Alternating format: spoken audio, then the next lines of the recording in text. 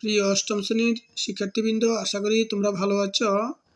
আমরা আজকে অবস্থান মানচিত্রে স্থানাঙ্ক জ্যামিতি এই অধ্যায় থেকে আমরা সরলরেখার সমীকরণ নির্ণয় করা শিখব। আমাদের সরলরেখার সমীকরণটা হবে ঢাল দেওয়া থাকবে এবং একটা বিন্দুর স্থানাঙ্ক দেওয়া থাকবে, সেখান থেকে আমরা সরলরেখার সমীকরণ নির্ণয় শিখব। তো আমাদের প্রশ্নটা হলো, এখানে একটি সরলরেখার সমীকরণ নির্ণয় করো যার ঢাল -3 এবং যা 4,5 বিন্দু দিয়ে যায়। প্রিয় শিক্ষার্থীবৃন্দ, আমরা জানি m ঢাল বিশিষ্ট, আমরা লিখি, আমরা জানি এটা হলো মূলত সূত্র। আমরা জানি m ঢাল বিশিষ্ট, এখানে লিখব x1, y1 বিন্দুগামী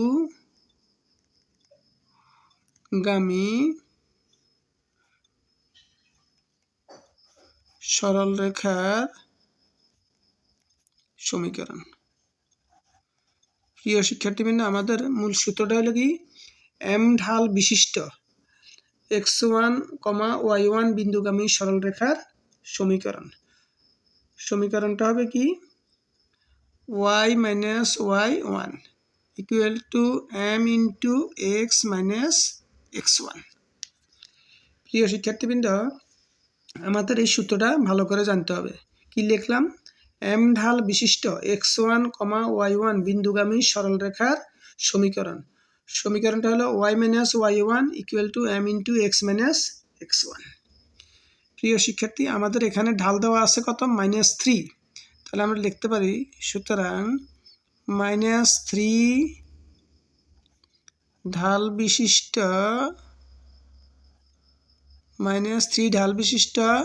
এখানে আছে x1 y1, এখানে আছে 4,5। তাহলে আমরা লিখব 4,5, এটার পরিবর্তে এটা। এরপরে লেখাগুলো লিখব, বিন্দুগামী সরলরেখার সমীকরণ। কি লিখলাম, -3 ঢাল বিশিষ্ট 4,5 বিন্দুগামী সরলরেখার সমীকরণ। তাহলে এটা কি হবে, y minus y1, এটা হলো x1, এটা y1। তাহলে y1 এর মান আমরা কত পেলাম, 5, ইকুয়াল টু m এর মান কত, -3। তাহলে m এর পরিবর্তে কি লিখবো, -3 x minus x1 এর মান কত, এখানে 4, x1 এর মান হলো কত, 4, মানে এটার মান হলো x1, এটা হলো y1। তাহলে এখানে x1 এর মান হবে কত, 4, এখানে 4। প্রিয় শিক্ষার্থীবৃন্দ, তাহলে আমরা লিখলাম -3 ঢাল বিশিষ্ট 4,5 বিন্দুগামী সরলরেখার সমীকরণ y minus y1 এর মান 5 ইকুয়াল টু m এর মান হলো কত, -3, x minus x1 এর মান হলো কত, 4। এবার আমরা লিখতে পারি y minus 5 ইকুয়াল টু, এটাকে যদি আমরা গুণ করে দিই, 3 আর x এ গুণ করলে -3x, মাইনাসে মাইনাসে গুণ করলে প্লাস 3 4 12, 12। এটাকে যদি আমরা পক্ষান্তর করি, y minus 5 -3x এ পাশে গেলে, ডান পাশ থেকে বাম পাশে গেলে চিহ্ন চেঞ্জ হবে, আসছে মাইনাস হয়েছে প্লাস, আর +12 এ পাশে গেলে -12 ইকুয়াল টু 0।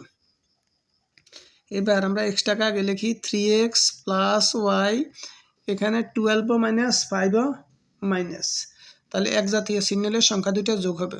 12 এবং 5 যদি আমরা যোগ করি, তাহলে কত হবে, 17। কত হবে, 17 ইকুয়াল টু 0। তাহলে এটাকে আমরা লিখব, সুতরাং নির্ণয়